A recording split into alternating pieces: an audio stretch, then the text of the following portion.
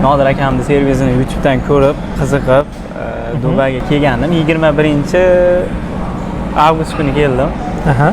CV'larni tayyorlab berdi, qayerga borishim kerak, nima qilishim kerak, qayerdan ish qidirishim kerak.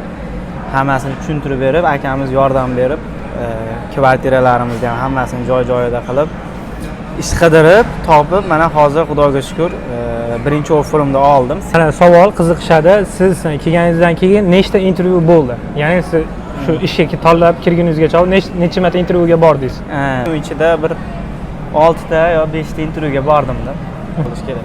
Endi bu faqat siz sotuvchilikni mo'ljalladingizmi yoki ofitsiantlik ham bormi buning ichida? Buning ichida ofitsiantlik ham bor edi, sotuvchilikda ham harakat qildik, ofitsiantlikka ham harakat qildik. Lekin meni qiziqishim experience ham sotuvchilikdan bo'lganligi uchun men ko'proq sotuvchilik tanlab, sotuvchilikda ko'proq harakat qildim.